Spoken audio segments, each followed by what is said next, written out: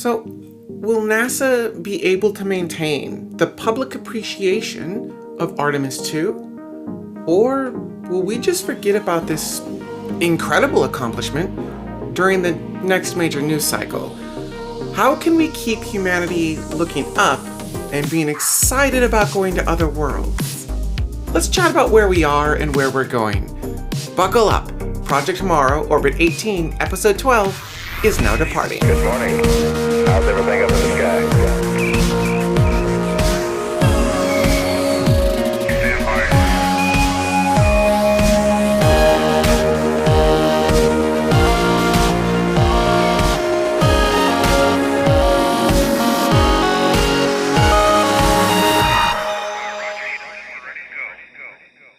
Now, I don't know about you, but I was hyper inspired by Artemis 2. It was super cool to see humans going back to the moon in my lifetime.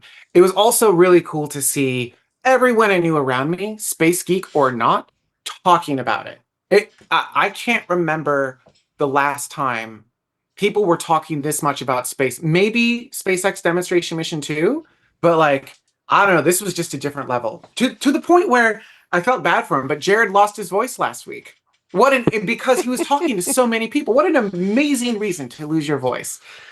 You know, with Artemis 2 inspiring so many people, how do we keep that inspiration going? Like, are we just going to lose it in the next news cycle? Can we keep it going? I'll turn it over to our panel. Actually, why don't we start with Space Mike, or space flight enthusiast? Space Mike, what do you think? How do we keep this inspiration going for everyone?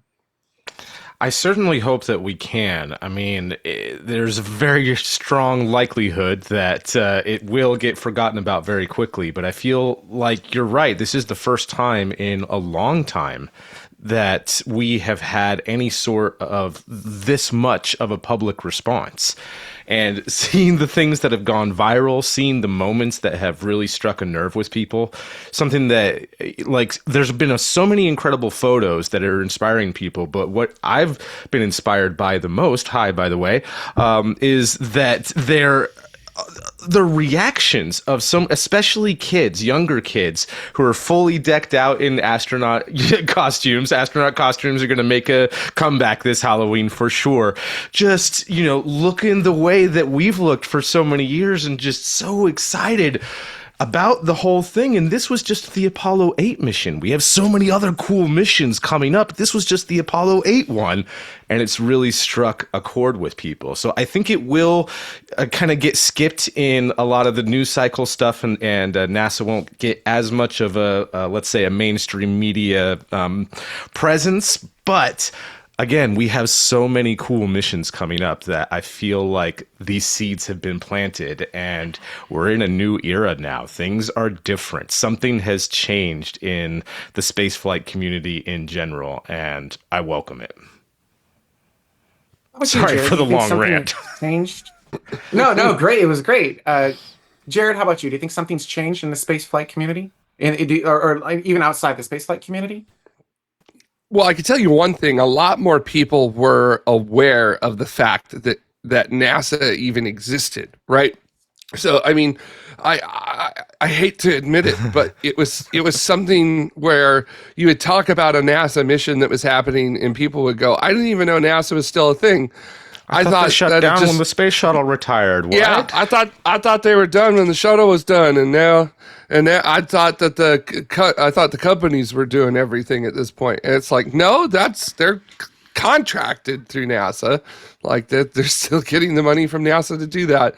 So this was sort of a very big moment, almost like a watershed moment for people outside of spaceflight, because of just how much attention was given to this mission. There was just so much that was thrown this mission's way, and I feel, and it was just absolutely astonishing to see. At my job, where I work on a space shuttle at the Columbia Memorial Space Center, we had our busiest day ever for splashdown. which we were not expecting that.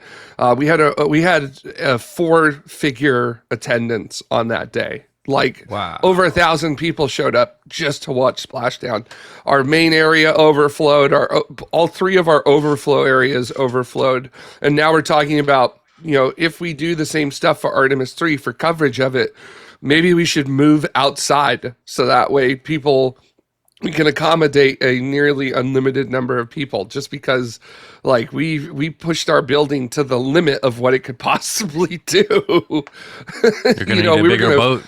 We were gonna break the HVAC and need a bigger museum. So yeah, it was it was something else. And I think there's a secret to it, but I'll talk about that a little bit later when we kind of get to what we think kind of helped with that. So I'll talk about what I think the secret sauce for Artemis II was. But Jared, let's not wait. Like, what's the secret sauce? Okay, well, the secret sauce for Artemis II was the fact that we all came along with that crew. At no point did NASA or anyone on the crew try to prevent you from getting the experience of what it was like. Yeah. I don't know if anybody knows this, but you were able to just basically pull up the cameras on Orion and watch them. Like, and it wasn't just like, oh, they were doing it with the GoPros on the solar arrays. No, they would switch to the interior cameras and you'd just see the 4 astronauts mulling about. You'd be right there with Reed, Victor, Christina, and Jeremy. You'd just be hanging out with them. That's kind of how I felt throughout the mission. It's like, hey, I'm hanging out.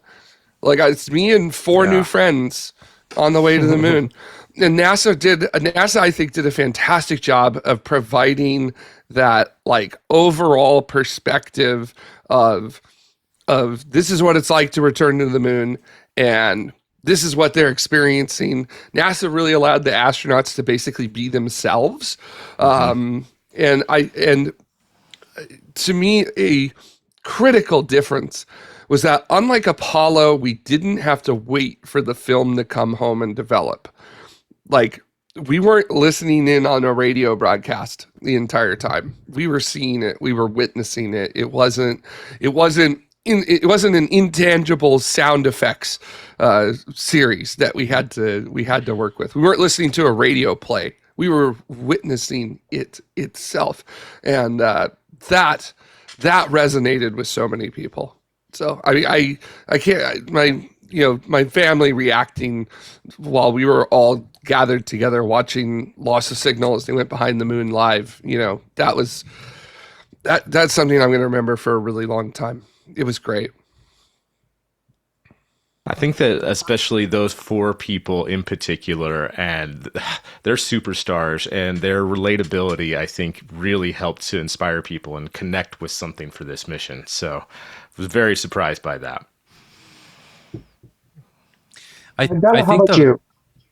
the fantasism, the fascination with it goes with what's available at the time. So Jared, I'm not sure the people in 1968 were any less captivated by Jim Lovell and his crew, reading a verse from the Bible and sending back pictures after the fact. But now we have the instant gratification mentality, so we need that in order to stay engaged. Yes. And NASA delivered on that. That's the thing. NASA used what they had in 1968. NASA used what they had in 2026. Sure. That's it's in order to stay in the news cycle. I think we need to be louder than the legit terrible news that's constantly bombarding us in every respect. Keep talking about it. Keep introducing new findings, or keep going back and touching on new discoveries from all of the stuff that we saw live. There was one moment when they were coming back from, I'm not sure if they'd come back from or were about to go into blackout, but there was the Capcom was asking them about impact flashes, and the fact that they saw impact flashes, and she looks over to the science room and she's like just flabbergasted, like, what is that? Let's talk about that. But you know, everybody else having this in their algorithm where this is the news that they see, and it speaks up louder and more frequently than the travesties and devastation, I think, is probably the key to making this last a little bit longer. Ryan, how about you? Yeah, 100%. In addition to the crew just being an excellent crew, like even if NASA tried even harder, I don't think they could have come up with a better crew out of the current astronaut corps. I mean, the crew are just incredible, and I think we all agree on that. But the extra special, super duper magical part of this mission is the fact that we were all brought along for the ride as the 5th crew member on Artemis II. We were there inside the capsule, live inside the capsule with the 4 other crew members. Maybe I should say the 6th crew member, because of course Rise, the 0G indicator, is the 5th crew member. But you know what I'm trying to say, right? You know, the fact that we were brought along and given such transparent access to everything apart from the private medical and family conferences. Like, we were given access to everything apart from, you know, not violating their medical privacy, which I think is, you know, about as far as you can go in the modern age. I don't think we could have gotten any more transparent with, you know, we had live comms loops, we had live views outside and inside the spacecraft. And although we've had live comms and external views from the International Space Station for over a decade now, the fact that we were actually allowed inside the spacecraft and experience this mission with the astronauts was, we've never had that before in terms of a live, you know, continuous broadcast. There's been, you know, on the ISS, they only let us inside when it's like a public affairs event, or they're doing, you know, something like a docking or an arrival or departure or something like that. With Artemis II, we're allowed inside just like they're eating their lunch, they're doing some science, they're just floating around the capsule, you know, like we were allowed inside just for the mundane data. We were literally allowed to watch them work. And although, you know, when you put it like that, it sounds a little creepy, but it was so inspiring and it was so magical. And I really want NASA, however realistic this is, I really want NASA to do that for the International Space Station too. You know, like, why can't they just allocate some certain hours? They probably need to get a bunch of approval from all of the astronauts on the ISS. But, you know, why don't you just set out a certain, you know, block of the day which we're allowed on board the International Space Station and watch them working in Unity or Destiny or Kibo or any of the modules, right? That would be so cool.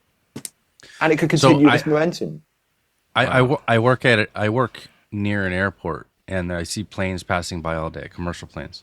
And it's fascinating to watch planes because I love planes, but every once in a while through those glossy windows, I catch a glimpse of somebody's face.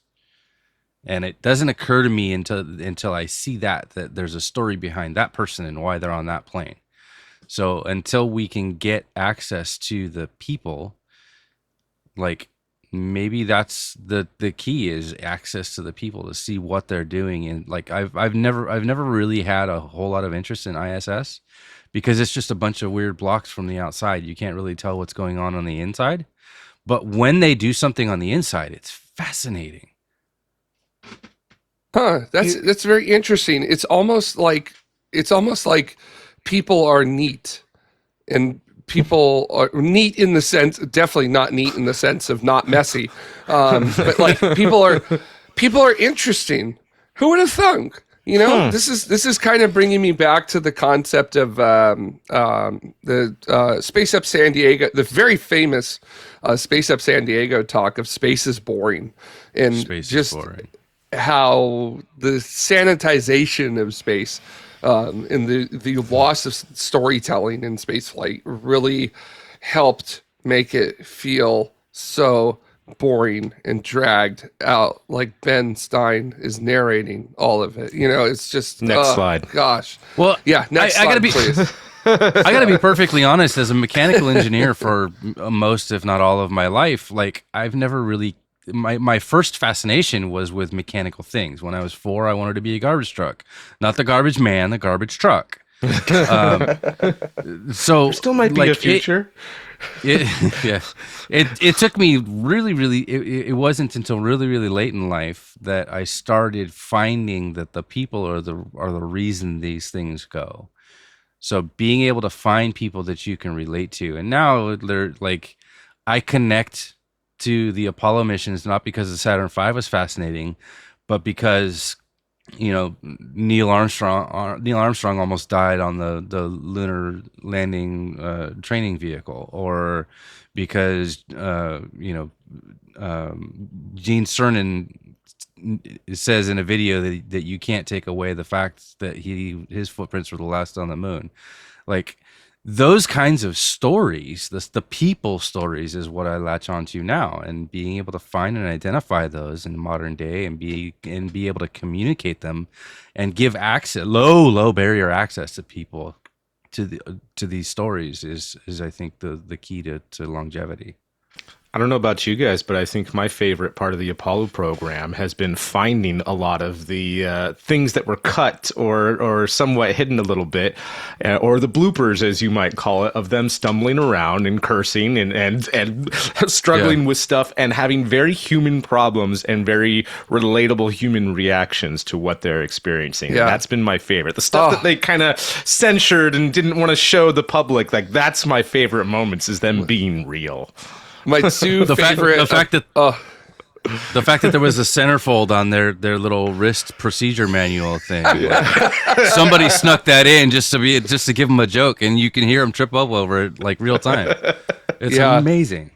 And that reminds me of my two favorite Apollo stories, which was the Apollo 10 poop incident, when somebody was using the can on Apollo and it didn't quite seal the bag correctly, and then it's floating around inside. and the best part is everyone is going, "It's not me. Well, it's not me. It's not me. Well, somebody please take care of it." And then my favorite line that stops it all is John Young just going, "God Almighty." and then another one is from Apollo 16 with John Young, where he was he's on Maine on radio, and he's talking about how he's pissed off about having to eat so much citrus, and he's like, "Charlie, I got the farts again. I haven't eaten this much damn citrus in this long time, and I'm not going to do that again for another long time. It's just giving me gas, and I'm farting up a storm in this module, So, and then they're like, "This is Houston. Hey, we have a hot mic." Yeah, they did. And then John Young, without missing a beat, he doesn't go, "Oh, sorry," or anything like that. He goes, "Well, how long have we had that?" Like those are the great moments. And we had a lot of those kinds of moments during Artemis II as well. Maybe not as profane, but there was definitely some very entertaining accidentally entertaining moments, to say the least. Since Artemis III will not have humans on board, right? Well, yeah, it won't have humans on board. It's automated docking, right?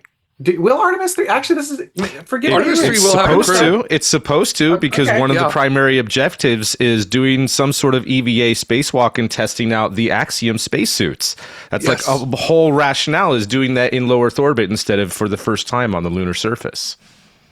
Okay, so then maybe if we play, like if we give people access to the astronauts directly, that maintains this momentum. Is the momentum not necessarily Artemis II, but like the access that we had to the astronauts? Do you think, like those human moments? I feel like I feel like I'm going to skip ahead and kind of talk about my favorite moment Do it. here. But it was also because to many people, it was the most impactful moment for them. And it was when they named the crater after Reed Wiseman's late wife. And that was, even now, still feel a very touching feeling about the crew doing that without letting Reed know, and then telling Reed in front of him as they were calling it down. So like that was just a deep moment that we all related to on that one. So that was great. Also the Nutella as well, floating away. You know, the media grabbed onto that one, and everybody kind of stuck with that. So I wonder how Nutella sales are going to go over the next 6 months. We'll have to see how that goes. I mean, I already knew Nutella was good. I didn't know it was good enough to the moon and back, but now we know it's good enough to the moon and Oh back. man, I hope they go over the top with this and have a new motto and everything. Nutella, the favorite snack of astronauts. You couldn't buy better publicity. Right? But I mean, like when they had two versions of Outlook. Oh my God! Do I know? Oh, Same, boo. Same. Neither of them are working. Right. That's all of us. Real problems. All of us have had to deal with that, haven't we? Or at least a large chunk of the world population. Jeez. And you can What a throw in, generational fumble by Microsoft as well. Oh my gosh. you can throw in the toilet problems as well, because they were, they bring everything back down to earth. It just, humbles everyone a little bit. We now have Christina Cook, the space plumber. I mean, all of these, kind of relatable moments, just make the mission more relatable, for lack of a better word. It makes it more tangible, more like it's a thing that anyone can do. I mean, at least it didn't ask for an auth code that was sent to their phone stuffed in a locker left on Earth. I cannot do two device authentication right now. Right. I'm sorry, I can't send that email, Dave. Did you guys have a least favorite? So obviously we've talked about the favorite Yes. moments of Artemis. Did you guys have a least favorite moment of Artemis 2? Yeah. Go ahead. There was, I thought it was, I might steal this, so I want you to go ahead first, but I thought it was hilarious and also so cringy when they had a call with the president, and they all just kind of stood in an awkward silence and were kind of spacing out a little bit, and there was like a good solid awkward silence afterwards, and then kind of comms check, and you still hear us just. Hey guys, does anybody want to play with me? I felt so bad for them, and yet it was also a very relatable moment. So. Most awkward 90 seconds ever. Oh my gosh. Yeah, even in deep space, the cringe is real at times.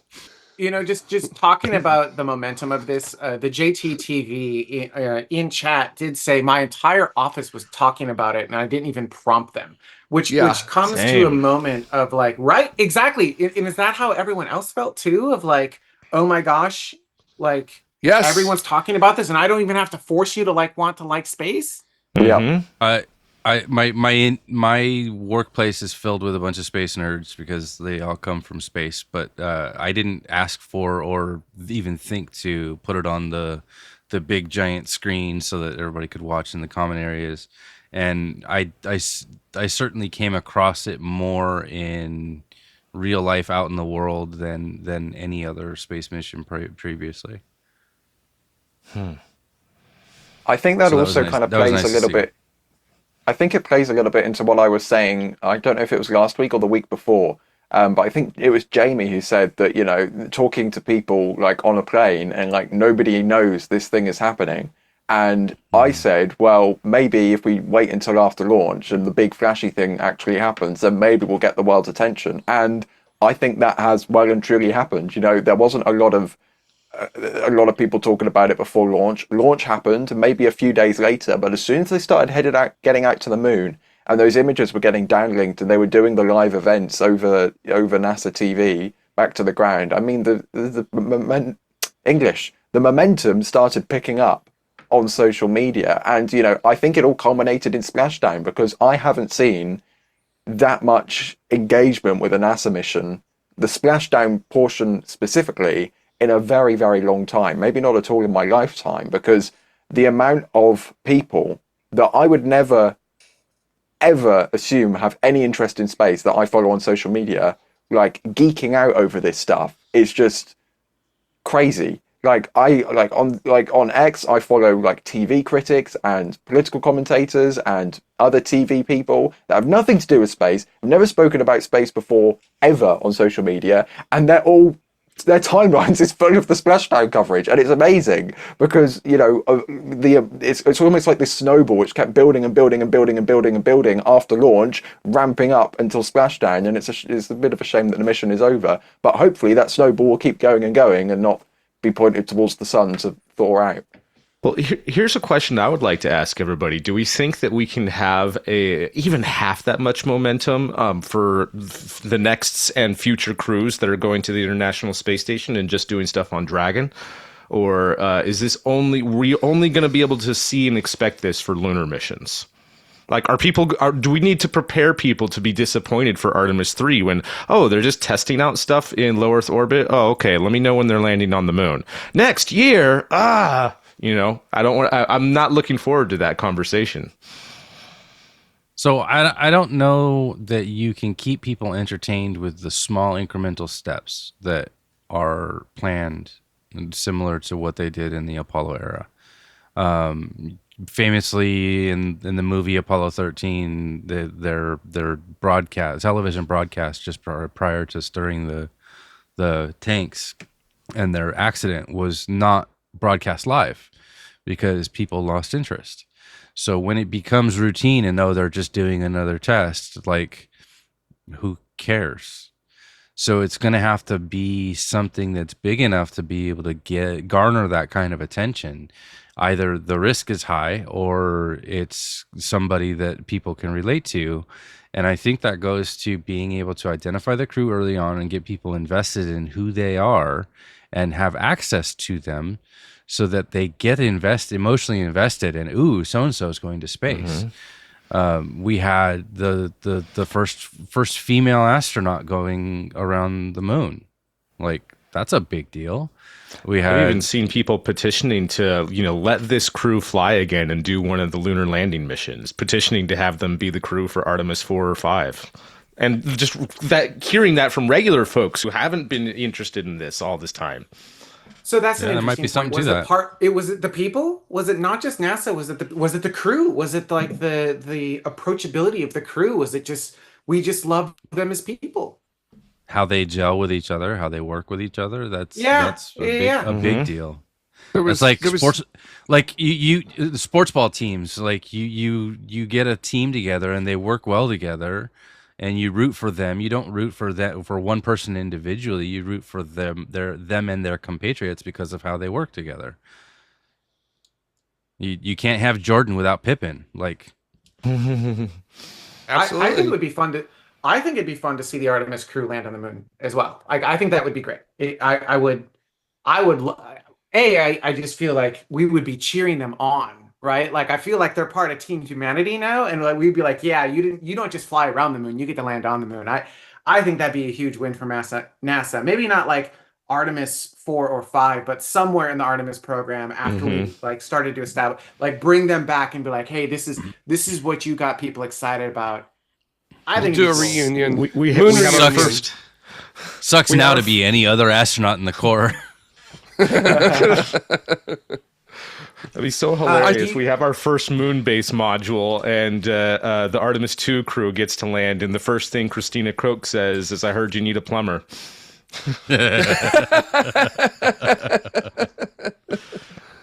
So now that we've had this moment, I don't know about you guys, but it's really great for me to be alive and not be stuck in low Earth orbit in my lifetime, right? Like, we are going back to the moon. We are going out and exploring the solar system in my lifetime, which I'm super happy about. Is this the promise of Apollo coming to life, right? Is this because the Apollo program wasn't going to just be flags and footprints? They had big plans and ambitions above and beyond just going there a few times. In fact, they even built more vehicles that never flew. Are we going to start seeing the promise of Apollo through Artemis, do you think? Possibly, yes, it was until the budget numbers came out for next year. Yes. Well, hang on. You're talking about the White House budget numbers? Yes. Mm-hmm. White House doesn't have any say in the budget. So like, let's use last cycle as an example. They did the They exact have- same thing They did the same thing last cycle, and none of that went through. Right? Like NASA got their money anyhow. Like the White House does not control the purse. You still lost 4,000 jobs in that cycle because the federal government just went, you know what? Who cares? No rules. Just right. Get out. That's kind of how it went, unfortunately. And then the budget, and then Congress came in and set the budget as to what they wanted, basically exercised their right to the purse and reset it. But those jobs didn't come back. And Right. I mean, a lot of programs suffered from that. You know, So- you're not wrong. Certainly, I just wonder.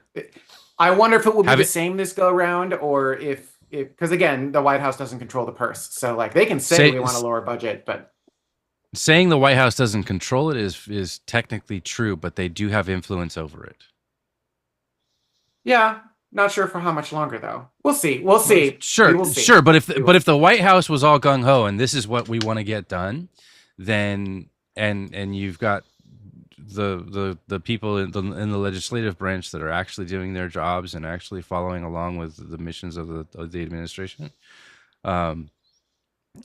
there could be major influence in getting a bigger budget for NASA in order to accomplish these major things. But that's not actually the will of the administration. Hang on. Going backwards a step, Joshua C135 in the chat room said, I know the Orioles and Mets both showed splashdown on the big screen during the game. Oh my God. So Yeah. The Dodgers seen did lots too. of posts. So Lots of that's posts about stuff like that. incredible. yeah. And there was Yeah, there was a women's softball team that was playing during launch, and they stopped and like watched the launch in Florida because it was in the air. Can you imagine? That is Artemis pretty 4? awesome. Tons of Imagine restaurants Artemis and 4. sports bars and stuff that had it up Yeah. on the TV, just playing in the background and quietly, you know, not competing with anything else, but it was up. You could still keep track. My best friend went to like a wing sports bar kind of place, and he sent me a photo. Every single TV in it was the Artemis II splashdown. So Yeah, and Artemis 4 is going to be crazy. so cool. Like I didn't realize I was going to go to like a wings place and be able to watch people come back from the moon. Like, what a time to be alive! We're coming back from the moon, and I got me my wings. I think let's finish on this. It says, this is from JockCop 4205. It says, I don't think Artemis 3 will have the same level of engagement as 2. Low Earth orbit docking just doesn't grab regular people like a moon mission. And I don't know, based on this conversation, is it the mission, or is it the people, or both? I think it's both. It has. But I mean- it has to be both. You know, because the reason that we fall in love with these people is because they are people conducting a mission. They are working together to create a beautiful thing, which was the Artemis II mission. Now, is the general public more attracted to the mission they are working towards, or the people who are working towards the mission? It's the latter, but the people are still working towards a mission. And, it has to be a combination of the two things at the same time. And, on that point specifically, I don't know if Artemis 3 can garner that much attention, or physically the crew won't have enough time to bond in the same way that the Artemis II crew bonded, because they haven't been selected yet, and the Artemis II crew was selected 3 years before launch. Now, good or bad, 3 years is a lot of bonding time compared to under 12 months. So that could have something to play in it as well. And it's partially the vehicle, it's partially the stakes. Like this is an around the moon mission like they did in Apollo 8. We haven't done that in how many years? It's also the vehicle. Like SpaceX launches every other day. Do we care? No, not most of the time. No, unless what's on it is something important. If it's Starlink, nobody cares. Fire is always awesome, but it gets to be routine. But if it's something that is not normally flown, then that's a little more rare, a little bigger of a deal. The drama that was made prior to launch with the problems they had with the GSE and fueling and stuff like that, all of that leads to this like tantalizing risk that you want to see and you know you're voting for, you're rooting for the people that are on board and the people that are making it happen. You're like, can they do it? Can they do it? All of that leads to interest, and I wouldn't in the slightest suggest that we manufacture any of that, because people can see right through it. But all of that lends to the interest that people have on whether or not this is actually going to go right. I feel like Artemis III will be our Apollo 9 moment, right? A lot of the world really cared and were inspired by Apollo 8. How many people know what Apollo 9 did? Who was on Apollo 9? Right. Yeah, exactly. I'm not even sure I know off the top of my head. It was a low Earth orbit mission, basically doing what Artemis 3 is doing, like testing, docking stuff, right? So like this is our Apollo 9 moment. That's a necessity before Artemis 4, which will be our Apollo 11 moment. But there's a big difference between Apollo 9 and Artemis 3 as well, and that's the fact that Apollo 8 took place in December of 1972, and then Apollo 11 took place in July of 1969, and in that 6-month period, they flew Apollo 9 and Apollo 10. We Apollo are going to be waiting... 68. That's what I said, December 68. 72. You said 72. Oh, Sorry, I meant 68. But you know what I'm trying to say, right? It was December to July, right? That was a 6-month period, and they conducted 4 missions. We're going to be waiting a year between Apollo 8 and Apollo 9. That's not going to help. No, that's true. No, that's not. true. We need to compress these timelines. Absolutely. And we're not But even doing I- an Apollo 10. We're skipping right to Apollo 11. I think it's okay that all of the missions don't get the same attention, so long as we're not like losing funding in between and losing momentum and losing the execution of the missions and the science and understanding that we get from them. If the public doesn't have interest in every mission, I think that's okay, so long as we can still execute them and get to the next. Yeah, I bet the tricky thing is, and maybe we should do a show about this, is the world was awestruck by Apollo 11, right? Like we captured the consciousness of humanity on Apollo 11. And then by Apollo 12, they stopped caring. Like it wasn't even Apollo 13. Like it was a next steep mission. cliff that it fell down. And by Apollo 13, the news stations weren't even covering it. From 11, 12, and the only reason they started covering 13 is when something went wrong.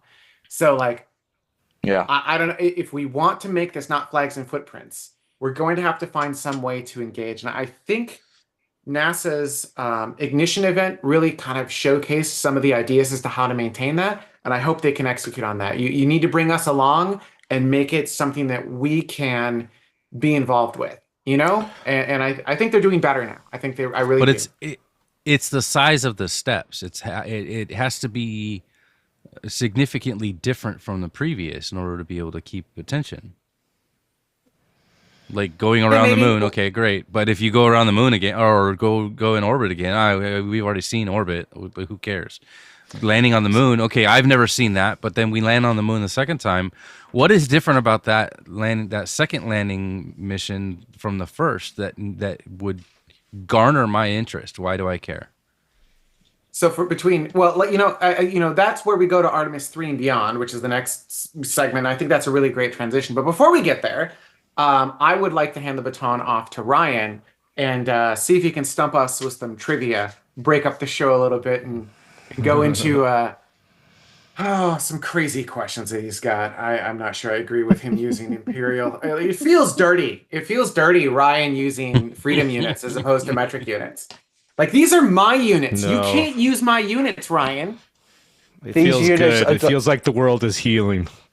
These units are directly quoted from Artemis II flight director Rick Hentfling, and I could have used worse units because during the press conferences before splashdown, they were using feet per second and nautical miles, but for whatever reason, they didn't come fully to their senses, because if they did, they would have said kilometers and meters per second, but they gave us miles per hour and miles, which is, something which is a little bit more accessible. But according to flight director Rick Hentfling, what was Integrity's total distance traveled through Artemis II? Was it 611,565 miles, 700,000 745,237 miles, 743,045 miles, or 695,165 miles? So I know Zach is in the audience from the Launchpad Network, and I know that he's cheating because he admitted in Discord that he's going to cheat. So I'm whatever Zach votes for. Zach, let me know what you're voting for. Sneak me the answer somehow, because I'm not allowed to cheat. Okay, I am going to say that chat room has decisively gone with D, 695165. So I will start with Jamie. What are you going to say? I'm going to go with the chat room, 695165, because they're cheating and I think they've got the right answer. Okay, Jared. I'm going with the chat room as well. Thanks for cheating on our behalf. Duta. I'm also going with the chat room. Okay, Mike, what are you going to say? Despite the allegations, I trust the chat room. And if we're all wrong, then at least we'll all be wrong together. I'm going with D. I think it's because of the allegations you trust the chat room, Mike.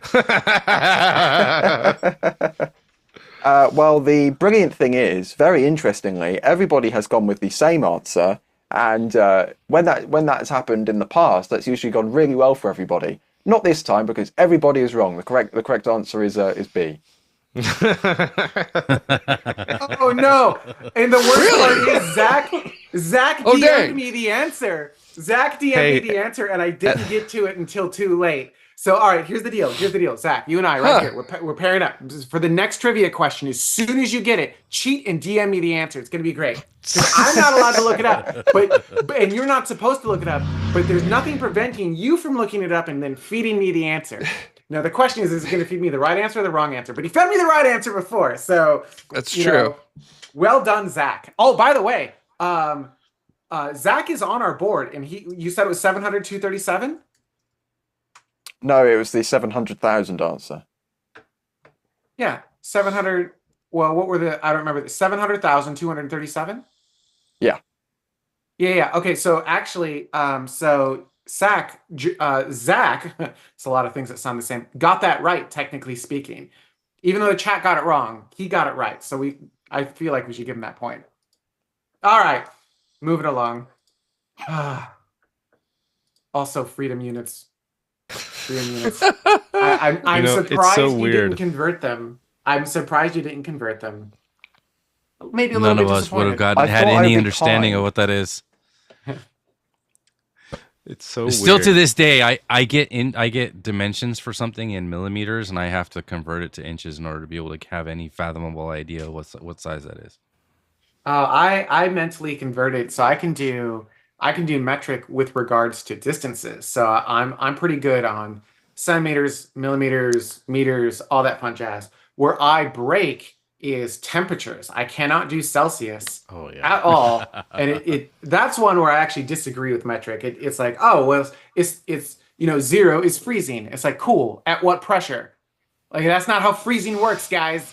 So yeah, it doesn't make. And then it's like, a single decimal point is so much of a variance. I prefer Fahrenheit. Fahrenheit makes way more sense. Let's talk about, we were starting to get into this before we did the trivia stuff, but let's talk about Artemis III and beyond. Artemis II, arguably wildly successful. It captured the imagination of everyone. As we've kind of mentioned, moving forward into Artemis III, we might be delaying here. Well, maybe. So we're supposed to launch Artemis 3 in 2027, but we are beholden to either Blue Origin or SpaceX. We need their human landing, we need their landing service systems to be able to test it in low Earth orbit. Do we think either one of them can actually do this and be ready by 2027? Mike, I'll throw it to you. I mean, I certainly hope so. There's a lot of things we could talk about that isn't looking very likely, but at the same, there's pros and cons. There are things that are being worked on and things that don't seem they're being worked on at all. But at the same time, they're pushing this mandate really hard. And Jared Isaacman has said repeatedly that they're working with all of their contractors for every single part of the components of Artemis, including SpaceX and Blue Origin and Axiom, about their readiness in order to do the goals that they even want to do with Artemis III. I mean, the plan for Artemis III has just changed recently. So I believe that they are pushing as hard as they possibly can to make that happen. And NASA themselves have said that they would achieve their goals with at least one of those landers. They would prefer both, to be able to have both in low Earth orbit and test out docking operations and hopefully some internal operations with those landers. But even if just one of them is ready, that would be enough, and they would still be able to accomplish their goals and proceed with an actual lunar landing on Artemis IV, if the landers are ready. If you guys want to get into the weeds of that, we can. SpaceX classically misses deadlines, right? Like they are known for not. And even though that their right. human landing system is going to be a completely different variant of Starship, they do have to their advantage that they've already successfully completed several water splashdowns of Starship and been able to have pinpoint controlled landings with the early developments of that vehicle. So they're, as far as I know, unless this is something that Blue Origin has done in secret in the Washington State somewhere or elsewhere, I don't think that they've done any controlled propulsion testing or landings with either of their versions of their lunar landers. So in that regard, even though it's a different vehicle, SpaceX is kind of ahead on, in my mind, the most important part. No, Blue Origin had a pinpoint landing with New Glenn on the first try, and they've been doing. But have they done anything? But have they done any pinpoint landings with their Blue Moon? Have they had any tethered tests or anything like that yet? It doesn't seem like they're integrated to that point yet. All of that is translatable to other vehicles. The reason their new Shepard, the reason their New Glenn landed with pinpoint accuracy is because they've been doing it with New Shepard. They just translated that to a different vehicle. It's not that's oversimplification, but like they have a long history of doing that. I don't see that that's a downside.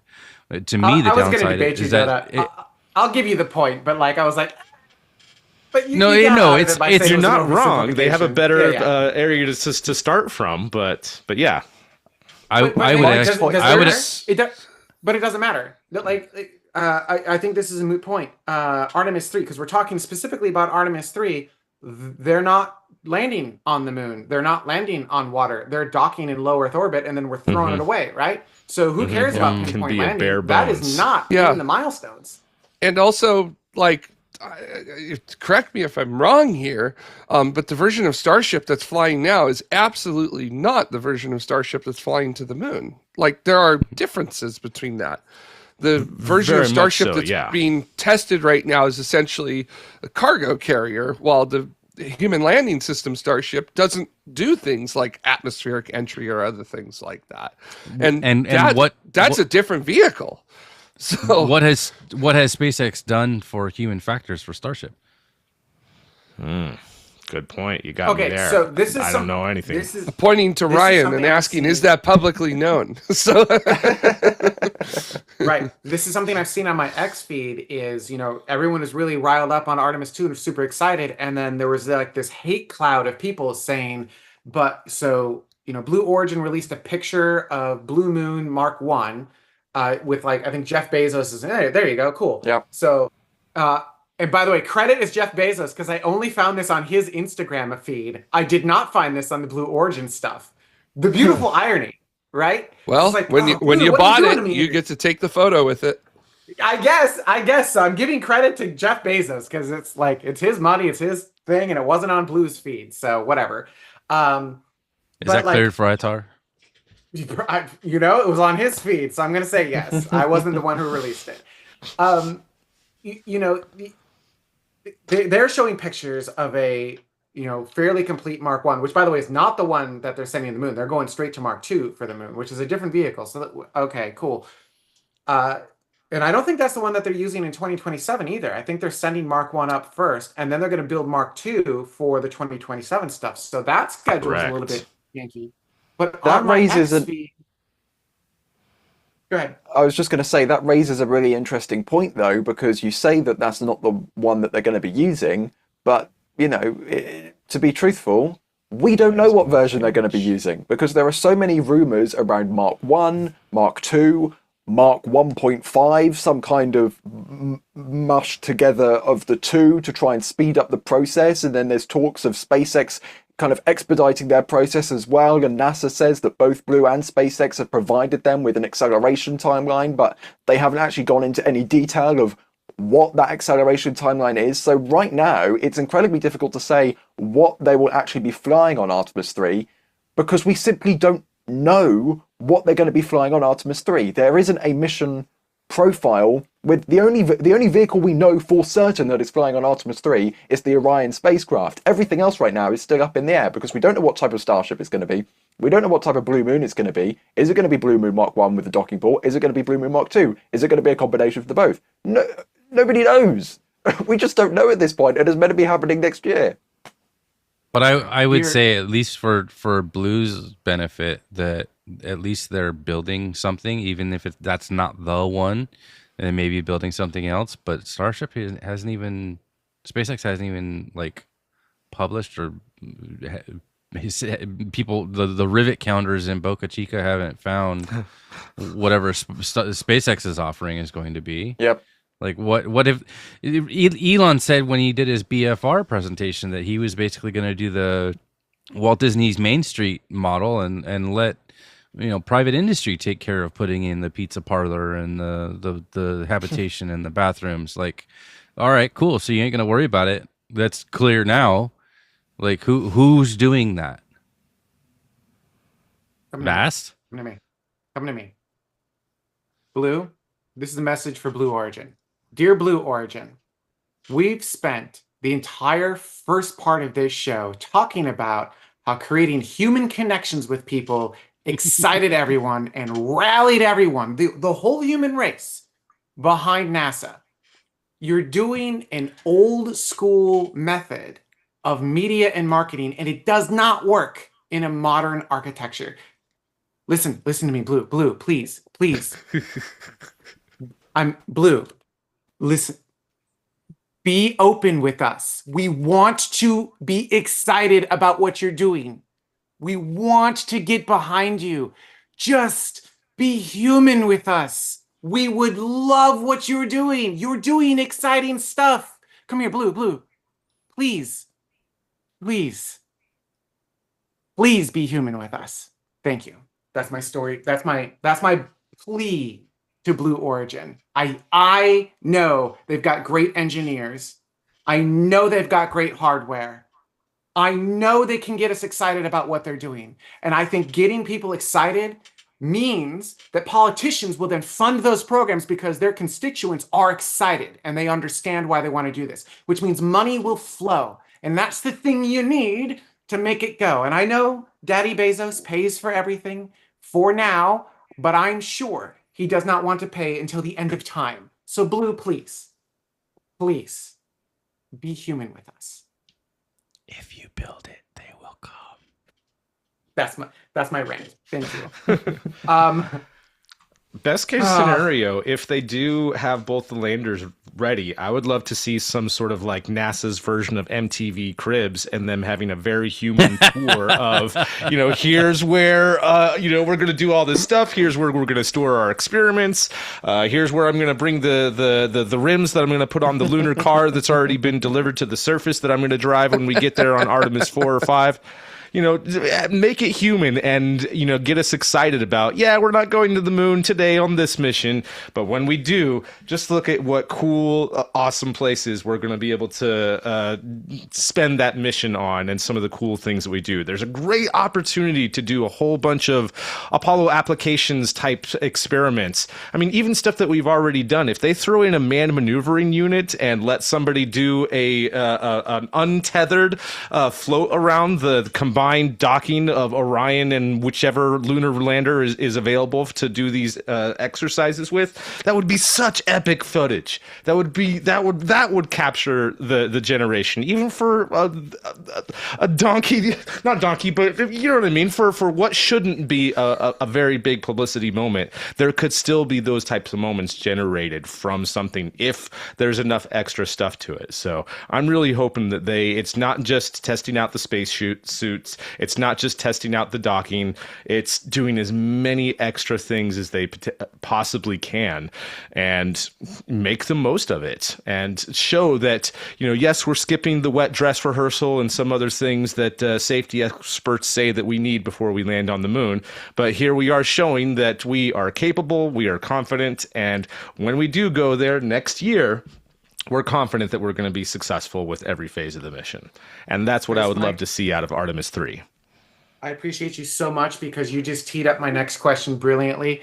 We've got Artemis III that's going to do docking operations on orbit in low Earth orbit, right? So we're doing that here at Earth. Artemis IV, YOLO, straight to the moon. We're sending humans to the moon and we're landing. What steps are we missing in between Artemis III and Artemis IV to have great success and maintain timeline for Artemis IV, which, by the way, is only 2028, 2 years away? Ryan, we'll throw that to you. Well, we're going to have numerous uncrewed landings of the human landing systems. That the entire point of the HLS is that they are autonomous, so they're going to be able to land by themselves. So essentially, they're going to be doing Apollo 10, without the human in the loop. So technically, I'd argue that's Apollo 10 plus, like Apollo 10 even better than Apollo 10, because it's less dangerous because you're not putting the people inside and you're actually landing, meaning you're going to be getting that data as well. So I think we're going to see multiple of these landing attempts. Hopefully most of them are successful. Technically, Blue Origin are already going to be working towards those landing attempts this year with the Blue Moon Mark 1. That is just come out of thermal vacuum testing at Johnson. So even though the Mark 2 is an evolution, again, we don't actually know which version of the lander is going to be used. So Mark 1, regardless, is going to be heading towards that. Starship, they still haven't sent it to orbit. So when are they going to be doing any sort of lunar landing testing? Nobody knows. I'd love to tell you more and be more excited about Starship landing on the moon sometime soon, but I just can't see it. So we need these autonomous landings sometime this year and next year, and that's the steps towards Artemis 4. I think Blue has a great chance of doing them. I'm not sure about Starship, I have to be honest. What a weird and backwards, upsy-turvy world we live in today, where we're like, no, I think Blue has a better chance of making timeline than SpaceX. Go back 1 year. 1 year. Would you have said that same thing a year ago? Nope. What a weird Maybe world. not a year ago, probably 6 months ago though, because SpaceX essentially spaffed off the entire year of 2025 doing loop-de-loops over the skies of Texas and blowing up upon re-entry, right? With the V2 program of Starship. Like, it's taken them a minute to get here, and version 3, it has to work. They've already blown up a booster, right? They have to be on their A game at this point. They can't just blow stuff up for fun anymore. They've blown up their ground support. They've blown up their pad. I understand that it's a hardware-rich program, but it gets to a point. Like, how hardware-rich do you want to be? Because you've flown 12 flights at this point, 11 flights at this point, and what have you got to show for it? An untested piece of hardware. Maybe. How many? I don't bet against SpaceX. How many flights of Falcon 9 did they test before they were able to land it correctly? 20. Well, hold up. Are we talking about launch or landing? I mean, right? accomplishing a specific target. They've gotten it into space, not orbit, but they've gotten it into space. Their test regime hasn't included orbit yet, right? Yeah, that's correct. I mean, you are technically correct. They could, if they had just changed the way that orbit works, they had the energy to make orbit. They purposely didn't want to do that because in case something went wrong, they wanted it to tumble back down. So right. So I don't question their ability to go up. I Right. question Okay. their ability to translate their down part from the little single booster to the big giant massive booster. Which ultimately is not required for HLS, right? At least not for these testing in 2027. We're Hmm. okay, 2028, different thing, right? Yep. And I was kind of touching on this in my X feed. I'm getting there's so many people saying, "Oh, SpaceX has nothing." I mean, they have an entire mock-up on display of the HLS system where you can see where Ooh, all the components go inside. You can see what the Eclipse is going to kind of look like. Like that stuff takes time, and they've Mm, got like actual built bent metal examples. Now, that's not a flight-worthy example, fair enough, but like mm. that's there's a good chunk of stuff that you got to get done to get to that stage, let alone the mock-ups and testing done in Hawthorne and everything else that you're not seeing.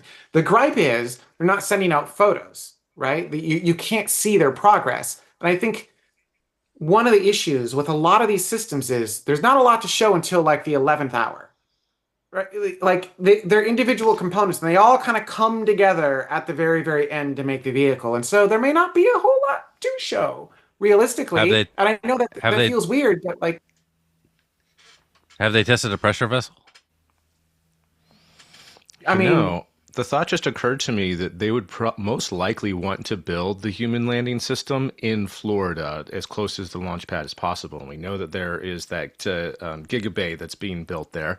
So how far along are they in being able to produce boosters and starships from Florida? Because that's probably the key as to when we'll see a human landing system.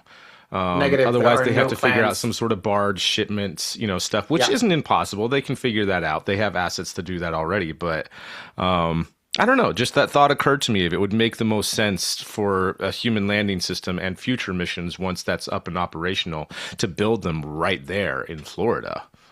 I Right? mean, As they're far as I still know, they're 5+ years away from being able to build anything. Like they need a star factory in Florida to be able to do that, and they haven't even started clearing the ground for a star factory. The primary purpose of the Gigabay that they are building right now in Florida is a storage facility, a glorified storage facility. They're going to barge in the starships and the boosters from Starbase that they build in the Starbase Gigafactory. If they don't send them straight to a launch pad at 39A or Space Launch Complex 37, they're going to get shipped and rolled out to the Gigabay, where they'll just be there for storage and refurbishment when they start catching them in Florida. Victim of Elon time again. I was thinking they were further along with those ambitions. My bad. but I mean, I just but want they to don't need say it. that Like you said, I don't feel like having a mock-up is kind of an doesn't- indicator of where you're at. So, like, I have a mock-up. So, no, I think my point isn't that the mock-up means that they're ready to go. My point is that they're far enough along where they have mock-ups where they're like they're Okay. putting things in place to be like, does this actually work in a real 3D environment as opposed to just working on paper? And as much as everyone says SpaceX is a hardware-rich engineering company, and they are, like once they decide to bend metal and actually build That's- mock-ups and make sure that things go together, they're fairly far along. That's still paper dolls, though. That's just concept phase. Yeah, a little Yeah. bit. Do they have pressure? Do they have pressure vessels? Yeah, I mean every starship that they build, yeah. right? For You- I mean, shuttle, it was 9 years from mock-up to first flight, and That's different. for Orion, No, it was a decade. that's- But we're moving that's- faster here, so That's a lot different, though. The mock-up Yes. that they built for Shuttle and Downey was to get funding to actually to get the contract. yes, I'm conceding that is that it's in. I was also going to mention Orion, but also a little bit different as well. So yes, where these mock-ups we're seeing are certainly more advanced than what was used. Well, my Shuttle my, and the my early argument Orion is program, I SpaceX think, so. doesn't need to convince anybody to spend the money. Oh yes, They have There the is money that. to spend. They could have been doing this 10 years ago. Why didn't they? I'm going to disagree with this assessment, and I know Ryan may take issue with it. If the Human Landing Services was ready, NASA spaceflight would have picked it up. They have cameras everywhere. They do not. They do not have cameras inside of Star Factory. And while they can look inside of some of the doors, the factory is very, very deep, and there's a whole bunch of stuff happening inside of there that NASA spaceflight does not have insight into. They don't So, even know like- about the basement. Yeah, they don't I'm even just know about kidding. the I'm just kidding. basement. The alien I'm just spaceships kidding. they have never shown on camera. Yeah. I mean, if you go look at the live tracking page over with our friends at Starbase Tracking, like you see the front, like they have the entire Star Factory laid out like this. They have the front windows with the nose cones we can see, and then beyond that, it's just like maybe there's hardware here? Question mark? Question mark? Question mark? Like we literally cannot see. Like I am begging SpaceX, please already have HLS hardware in the back corner of the Star Factory in an office somewhere where we can't see it. But until they show us something, like Blue Origin is doing, how are we meant to believe you're actually working on anything? And I obviously can't go into details, and because whatever, but I will say that there's hardware from one wall all the way down the factory to the other wall in all directions. It is not just nose cones lined up against a window and another 1,000,000 square feet of empty factory floor. There is hardware everywhere. And the other note is HLS is not that different from V3 Starship. It is different. It is different. But we were talking, Duta, you're talking about pressure It's in the vessel. same Yeah, family. It's a very close it's in the same family. exactly. So I think they are both further along than people are giving them credit for, while also somehow behind Blue Origin at the same time, which is the weirdest. It's the But, like, weirdest thing. Where's the video that they produce where they blow up a pressure vessel at 11.5 times what it's supposed to be? You generally don't see that from SpaceX, though. Oh yes, you do. They blew up a No, big no. giant composite tank just for the grins. Oh, And sure. produced You'll see it. and put Okay, out a hang on. video. Once in a hang on. Once in a blue moon, when they're doing a big marketing push for something, you'll see it. But like we're talking about hardware-rich program and how we haven't seen stuff. That's because everything happens in McGregor, frankly. And like, yeah, NASA Spaceflight has some cameras there, but like that's where they've blown up so many tanks that you haven't seen. So many tanks that you haven't seen. Like, and it all happens in McGregor. They have the big scaffolding thing, which they've covered in tarp. Very inconsiderate of them why they covered it in tarp. I have no idea. Let us see inside the big scaffolding thing. We want to know what's inside of the big scaffolding thing. Why have you covered it in tarp? Yeah. I'm just saying, like, you're not going to see SpaceX is very forward with a lot of their stuff, but you do not see every tank that they've ruptured, even in the Falcon 9 program. Like, how many Falcon 9 boosters can you remember them releasing as tank where the booster unzipped? Can you name one that they released? Not that I'm aware of. They did it many times. And that's just how about the Crusher when they're purposely trying to crush the rocket? Did you see any of that footage? Yeah, there's so much stuff that's happening behind the scenes where they go through and they grab the big cool moments, but they just don't release absolutely everything because it's just so much stuff. You can't. And so going, oh well, I haven't seen the pressure vessel. Cool. All right. Yeah, you haven't. You also didn't see it happen for Falcon 9 either. So what's the difference? I don't know. Are they really, really far along? I honestly don't know. I really don't know. I can say my drawings got released before I left the company. So I was really far along. And so I can base it on where I was. And so I think I do still think Blue is going to beat them, which is mind-boggling. But never bet against SpaceX. Truly, never bet against SpaceX. It would be such Anyhow. a good thing for both of them if in either of those scenarios. Even if Blue Origin does beat SpaceX and succeeds, that's going to light a fire under SpaceX, and they're going to push even harder, and we might be able to have two successful vehicles that we can start doing even more operations with, and even beyond what they have planned. So I think we're all in agreement. We want to see both of them succeed, right? On me. Absolutely. Yes. On me, SpaceX. We want to Go to Duta. Give him his moment. No, you get the idea. Hey, we want to get excited. Whatever.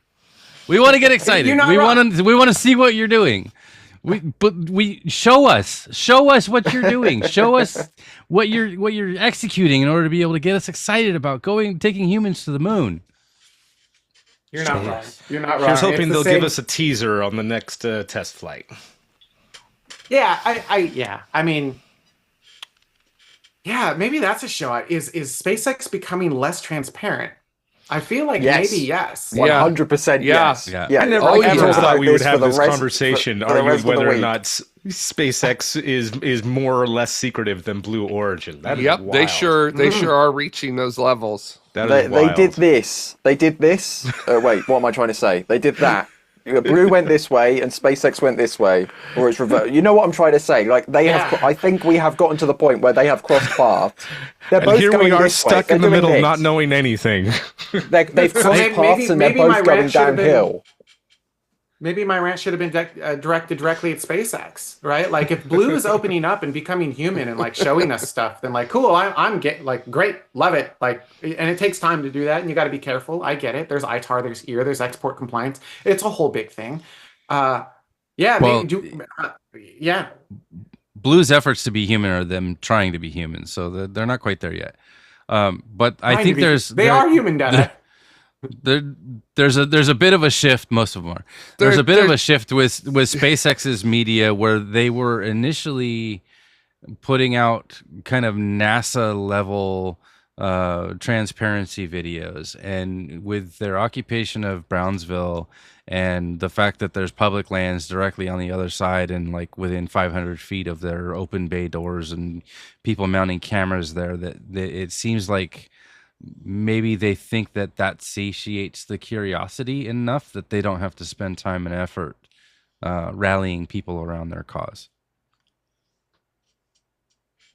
I feel like we'll kind of close on this comment. It's from Mercy Bear. It says, "Wouldn't Isaacman know the approximate timeline for both Blue and SpaceX?" I mean, Good. you're only as good as your data in, right? Like, Yeah.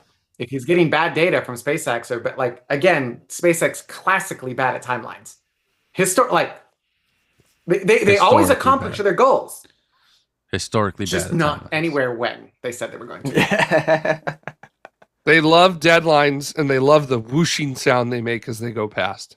Yeah. So All right, that's our Little show. bit- little bit Maybe at Doug in After Adams. Dark. Maybe in After Dark we talk a little bit about Blue versus SpaceX transparency, or I don't know if there's much more to say other than yeah, they've done this. I am Maybe curious. as a little teaser, something I want to talk about is maybe there's some secret third options that we haven't discussed at all that we could theorize about in After Dark. Ooh, I love that. I know exactly Secret what the third option is. You know, they already have a Saturn V that's horizontal at the Kennedy Space Center. Save You it for just After get Dark, that save thing it out for of the After Saturn V Center, stack it in the VAB, send it to 39B. Bob's your uncle. You got a moon rocket ready to go. Why are we faffing around with all of this commercial nonsense? It's fine. There's It's not one- rusted out. It's fine. There's one in Houston, and then there's one in Alabama, in Huntsville. We've can got do it 3 of them ready twice. to go. Bang, bang, bang. Let's go do Apollo 9, 10, and 11 right now. Ryan, let's close this thing Perfect. out with another trivia question. Let's and Zach, get me the right answer in my DMs, please. Please. No Oh cheating. my goodness. We've got another brilliant one here. I'm just getting DMs. I'm not cheating. Still cheating. Okay, according to flight director Rick Henfling, what was the maximum speed reached by Orion Integrity on its flight of Artemis II? Was it 24,664 miles an hour, 25,786 miles an hour, 22,176 miles an hour, or 21,475 miles an hour? I have my answer. What was the record? the It didn't record beat is the record. The record is Apollo 10. Yep. And which and is how fast what was I will that? say. The Apollo 10 record is a number. Which is A number which I'm not going to divulge because it will give you, because it's cheating, it will give you a pointer because you'll know it's less than the number that's on the screen. Can we get that number Thank you. in speed of light, please? I will tell How many you, C- okay, what because these are in fraction of miles an C is hour, it? I will give you the Apollo 10 maximum speed in feet per second. The Apollo 10 record is 36,397 feet per second. If that is of any help, you're welcome. Chat room has That's voted fast. for B, which is 25786. Okay, I'm not going to go to Jamie first because she cheated. Duster, I'm going to start with you. I'm gonna go for 24664. I suspect you're probably putting 25786 as Apollo 10's record in there, and they didn't beat that. Mike? I'm going for A. I can't quite remember, but that sounds about right. 24,000. Jared? I'm going for A as well, and oh man, they were so close to beating Apollo 10. Just barely missed it. Jamie? 11,025 meters per second. That's not an answer, so that's null and Yeah, void. that is- No points for you. That is 24,664 miles per hour. That is an Because- answer. And meters per second is the only answer and the correct answer. The correct answer is indeed A, 24,664 miles an hour. So for once, all of the hosts got it correct. The chat room double 0 points on today's show, and they didn't beat the Apollo 10 record because the Apollo 10 record is 24,816 miles an hour. They were literally, like 150 miles an hour short of breaking the record. Ugh. Wow. Suck it, chat. Hey. Don't treat chat that way. All right, everyone. That's our show. I did want to say for this coming week, I have 2 interviews in the can for the Project Tomorrow Presents, but I wasn't super happy with where they ended up. And rather than releasing things just for the sake of releasing them, I'm going to hold on to them until we can make them better, which means there will be no new release this week for the crew of tomorrow. However, this coming Wednesday, we do have the Jeff Grayson interview that'll be going live to absolutely everyone. Here's a quick preview. I grew up in the immediate post-Apollo aftermath. I'm just a little bit too young to have seen the Apollo landings. Grew up, reading science fiction and watching Star Trek, and I always knew I wanted to be involved in space, but I didn't think I was going to have to work on how to get there. That looked like a problem other people were solving. So I was programming computers when you program them with switches instead of with typing in on a keyboard or no keyboards. Went off and went to Caltech, and that was a great school for me. Feynman was still teaching a little special course for freshmen and sophomores that I got to sit in on. That was cool. Realized then that no matter how much money NASA did or didn't get, it was never getting me into space, or people like me, So I kind of gave up. You can't Me Too your way ahead of SpaceX, and betting that you're going to get there because SpaceX is going to make some catastrophic business error. That's not a winning bet so far. What could you do that would make SpaceX obsolete? Not do what they're doing, only better, because you're not going to do what they're doing, only better. And even if you are height of hubris, even if you are smarter and better than they are, they exist and they're entrenched in the market. I don't share Elon's vision that we're going to get 1 million people to Mars with chemical rockets. And it's not a thing that takes $1 billion to make. It's a box with some coils on it. Light it up, and 3 weeks later, you pass Jupiter. We were talking about going to Mars in 9-ish months, and now you're talking about going all the way to Jupiter in weeks. Yes. That was the most fun I've had doing an interview in a really long time. And this Wednesday, it will be available to absolutely everyone. It's called 3 Weeks to Jupiter. It's Jeff Grayson, and it's like just over 2 hours long. It's an incredible way to start off our Project Tomorrow Presents series, and we'll continue to bring on amazing guests over time. And you, as the crew of tomorrow, will get early access to all of these by a full week. So if you're currently a crew member, you actually can go in and watch the entire 2-hour-long interview right now. You also, as you see right here, get your name in the show and a bunch of other really cool perks. And as a reminder for anyone who was subscribed on Patreon before, we are reactivating our Patreon account May 1st, and it's going to be moving to monthly to match what we do on YouTube. So if you don't want to contribute on Google's platform and you prefer to do it on Patreon, you can absolutely do that. And of course, everyone gets access to After Dark. We've got a bunch of topics that we're going to come up. Oh, we have 4 different topics. It looks like we'll see how many of those we get to. Also, for some reason, the AI logo didn't come up here. Is it olives and olive oil? Like what are those olives? That's not a martini. And That's wait, clearly hang on. corn And- syrup. That and the hand cigar. was that hand was looking quite suspect as well. Did you see the cigar isn't actually in the cigar thing? It's like leaning over the cigar tray, so all the ashes are dropping on the table.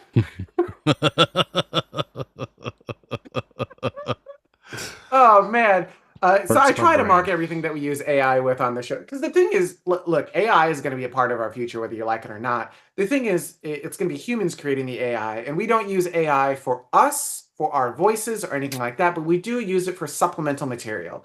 And my thing is, we're just going to mark it and make sure that you know that, hey, this isn't real, this is AI. For some reason, I missed the AI mark on that. Well, there's no on the AI After mark, Dark. so it has to be a real video. Like that is It actually must a have been, real like- video which was actually captured. Are you saying that you've never had a night out where you're drinking things that are quite suspect and you miss the ashtray from time to time? Actually, no, I'm not saying that. I think that is real. That's usually how it goes. Zach, by chance, do we have a new leaderboard? Oh yeah, look at Yes. that. Oh, we're sharing it on Discord. That's a clever way to do Ooh. it. So we've Yes. got what do we have? We've got Jared. No, the chat room's still in the lead. I'm not Yeah. sure they're cheating anymore, Congratulations. or either they're not. So I think what they're doing is they're trying to fool me and throw me off the scent by failing some questions, right? And then once I'm like, oh no, they're not cheating, they'll start cheating again, right? So I don't know. Chat That's room, you're you. sus. You're very, very sus. Well, but I'm chat room's finding in that the the chat lead. room only cheats when it's in metric. They're not cheating when it's in imperial. So maybe we found the key Oh, here to make the aha. chat room stop cheating. Maybe we need Yeah. to do it in hocus pocus units, and then the chat room won't actually know what the real answer is, so they can't cheat. I feel like that's just hubris. Units. God. Focus All right. units. Thank you all. Truth, Oh, justice, no. and the American way. Let's see if I can hit the buttons. So Thank you Oh all my so much for watching. God. That's our show. There is no show next week. Is it next week? Yeah, there's no show next week and possibly the week after, as I will be traveling and unfortunately very, very heads down with my day job and making those things go. So we're off the air at minimum 1 week, possibly 2. But I'd like to thank everyone so much for watching, and we'll see you in a bit. Happy birthday, Dave, and thank you.